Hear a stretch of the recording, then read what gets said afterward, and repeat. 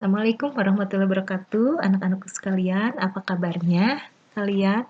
Mudah-mudahan semuanya dalam keadaan sehat walafiat ya.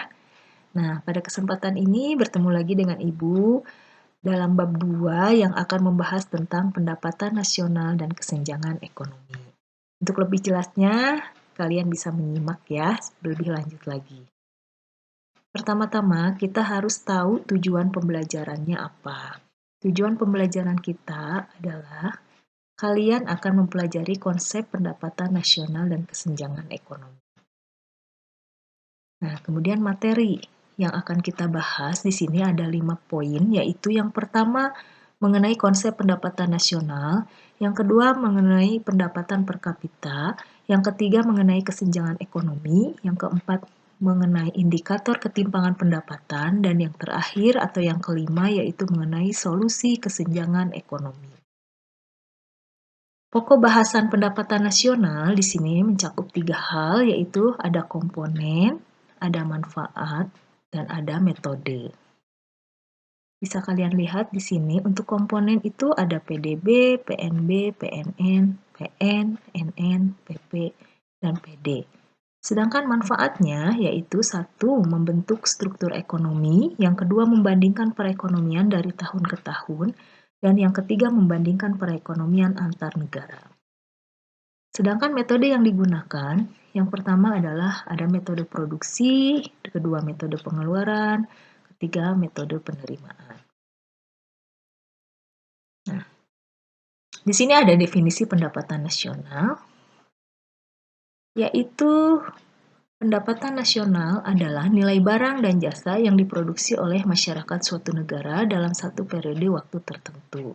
Dengan kata lain, pendapatan nasional adalah nilai bersih dari semua kegiatan ekonomi suatu negara selama kurun waktu 1 tahun yang diukur menggunakan satuan mata uang tertentu. Di sini juga ada beberapa definisi lain dan ada istilah lain dari pendapatan nasional itu, yaitu pengeluaran nasional. Nah, manfaat pendapatan nasional, tadi sekilas sudah Ibu sebutkan, ada 3 hal. Yang pertama adalah membentuk struktur ekonomi, yang kedua membandingkan perekonomian dari tahun ke tahun, dan yang ketiga membandingkan perekonomian antar negara.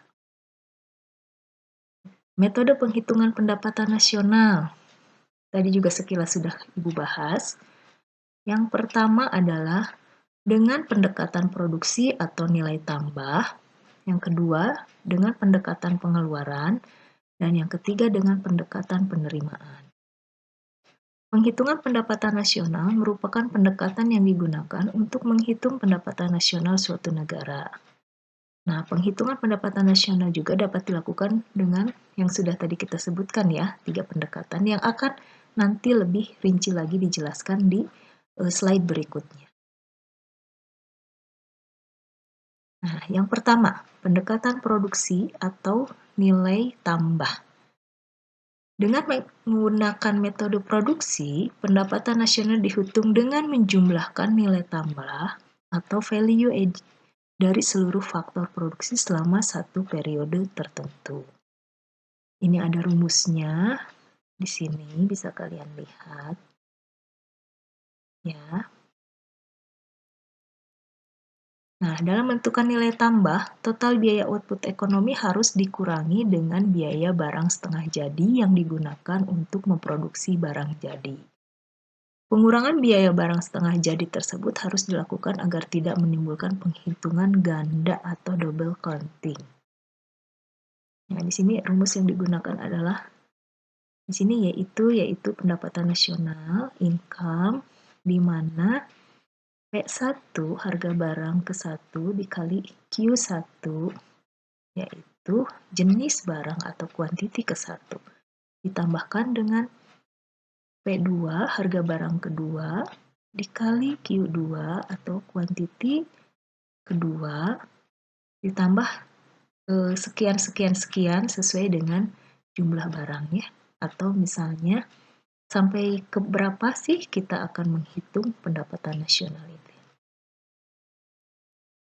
Yang kedua, pendekatan pengeluaran. Dengan menggunakan metode pengeluaran, Pendapatan nasional dihitung dengan menjumlahkan semua pengeluaran yang dilakukan oleh para pelaku atau rumah tangga ekonomi. Pelaku ekonomi yang dimaksud terdiri dari rumah tangga konsumen, produsen, pemerintah, dan masyarakat luar negeri. Nah, di sini rumus yang digunakan yaitu Y, yaitu pendapatan nasional sama dengan C plus I plus G plus dalam kurung X dikurangi M. Y itu sendiri, seperti yang sudah tadi kita bahas, yaitu pendapatan nasional. C adalah konsumsi masyarakat, I yaitu investasi perusahaan, untuk G pengeluaran pemerintah atau government expenditure, kemudian X-nya itu ekspor dan M-nya itu adalah impor. Nah, yang ketiga adalah dengan menggunakan metode penerimaan. Pendapatan nasional dihitung dengan menjumlahkan semua balas jasa yang diterima oleh pemilik faktor-faktor produksi. Faktor-faktor produksi tersebut terdiri dari sumber daya alam, sumber daya manusia, modal, dan kewirausahaan. Sedangkan balas jasa yang diterima pemilik faktor produksi adalah berupa upah, sewa, bunga modal, dan laba. Nah, ini rumusnya adalah Y sama dengan W plus R plus I plus P. Y itu adalah pendapatan nasional, W-nya itu wage, upah, kemudian R-nya rent, sewa, I-nya interest, bunga modal, dan P-nya adalah profit atau laba. Nah, sampai sini ada yang mau ditanyakan? Ya, kalau tidak, kita lanjutkan ke poin kedua, yaitu konsep pendapatan nasional. Di sini, konsep pendapatan nasional itu ada 6, ya, yang tadi sudah kita sebutkan. Baiklah, kita akan bahas satu persatu. Yang pertama adalah produk domestik bruto atau gross domestic product atau PDB, atau juga dikenal dengan istilah GDP. Produk domestik bruto atau gross domestic product adalah nilai total dari barang dan jasa yang diproduksi di sebuah negara. Nanti juga ada beberapa rumus di situ ya, nanti untuk poin-poin berikutnya. Kemudian untuk produk nasional bruto yang kedua ini atau gross national product adalah nilai moneter dari output yang dihasilkan oleh penduduk suatu negara. Berbeda dengan PDB yang menghitung semua output yang dihasilkan warga negara yang berada di dalam negeri, baik domestik maupun asing, maka PNB hanya menghitung output yang dihasilkan oleh warga negara tersebut, baik yang berada di dalam negeri maupun yang berada di luar negeri, tanpa memperhitungkan output yang dihasilkan oleh warga negara asing yang ada di sana. Nah, ini ada rumusnya, di mana PNB sama dengan PDB ditambah PWNI dikurang PWN. Ini untuk keterangannya ada di situ. Bisa kalian lihat. Nah, sudah? Kalau sudah, kita ke slide yang berikutnya. Yang ketiga, yaitu produk nasional neto atau net national product. Artinya, nilai moneter dari produk nasional bruto dikurangi dengan penyusutan atau depresiasi. Nah, rumusnya adalah sebagai berikut. Nah, yang keempat, pendapatan nasional neto atau net national income. Itu merupakan produk nasional neto PNN dikurangi dengan pajak tidak langsung dan ditambahkan dengan subsidi. Yang keenam, pendapatan disposable atau disposable income merupakan pendapatan yang siap untuk digunakan oleh masyarakat setelah dikurangi dengan pajak langsung. Rumusnya PD sama dengan PI dikurangi pajak langsung. Nah, ini pendapatan perseorangan, personal income, yaitu itu merupakan semua pendapatan yang diterima oleh semua individu atau rumah tangga di suatu negara secara kolektif. Tidak semua pendapatan dibagikan karena ada beberapa komponen yang ditahan dan tidak dihitung dalam pendapatan. Nah, ini personal income itu rumusnya seperti ini.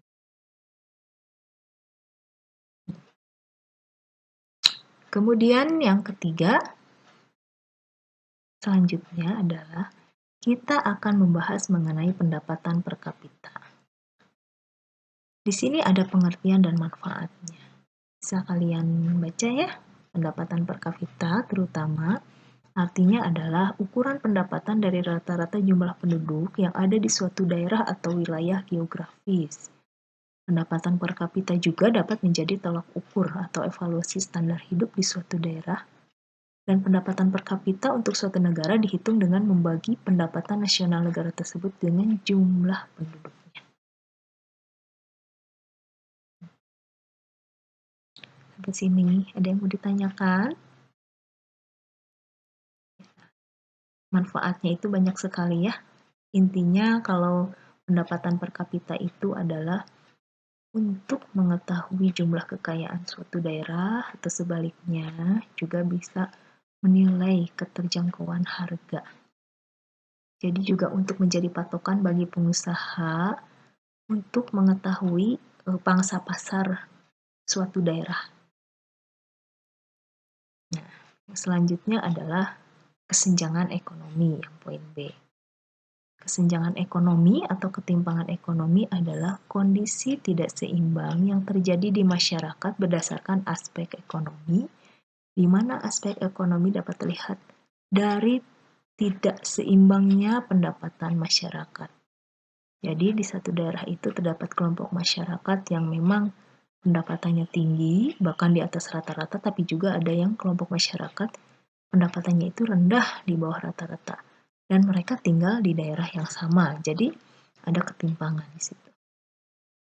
Adapun latar belakangnya adalah dapat terjadi karena adanya perbedaan batas kemampuan finansial yang besar, tingkat pendapatan, maupun akan berimbas terhadap tingkat konsumsi masyarakat.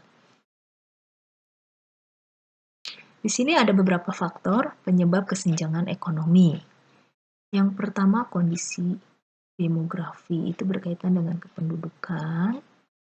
Kemudian kedua, kondisi pendidikan, karena dengan tingkat pendidikan bisa meningkatkan kualitas hidup dari masyarakatnya. Yang ketiga adalah pendapatan yang tidak merata, karena ada perbedaan. Terus selanjutnya adalah pembangunan yang tidak merata, kemudian adanya kurangnya lapangan pekerjaan, dan yang terakhir adalah pendapatan yang tidak merata.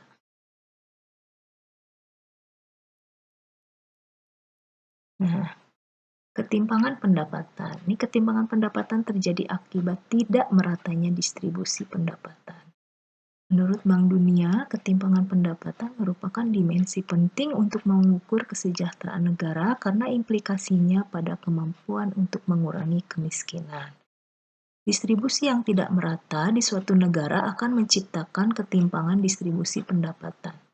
Untuk mengetahui ketimpangan distribusi pendapatan, dapat digunakan indikator yaitu koefisien Gini atau Gini ratio dan kurva Lorenz. Sampai sini, kalian sudah cukup paham?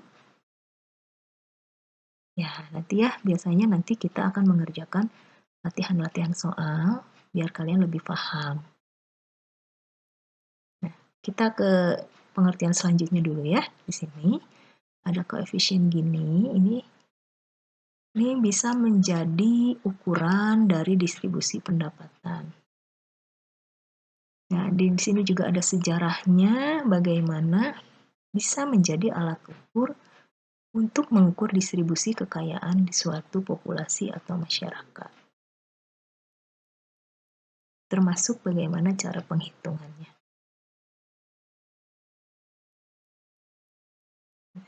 Yang berikutnya adalah kurva Lorenz. Kurva Lorenz adalah kurva yang menunjukkan hubungan antara persentase pendapatan dengan persentase penerimaan pendapatan selama kurun waktu tertentu, dan biasanya Berbagai negara mengukurnya dalam waktu 1 tahun. Ini ya.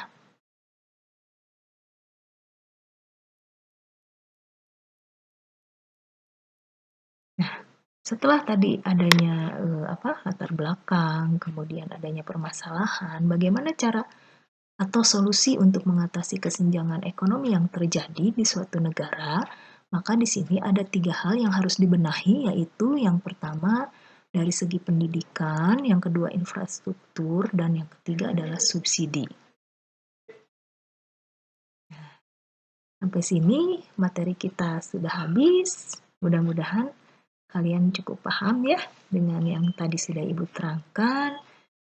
Nanti kita akan latihan soal-soal juga untuk lebih membuat kalian lebih memahami dan tahu bagaimana cara penghitungan dari pendapatan nasional ini. Mudah-mudahan kalian cukup mengerti. Kalau tidak mengerti nanti bisa ditanyakan. Ya, cukup sekian rupanya anak-anakku sekalian. Terima kasih atas perhatiannya. Sampai berjumpa lagi di lain kesempatan. Assalamualaikum warahmatullahi wabarakatuh.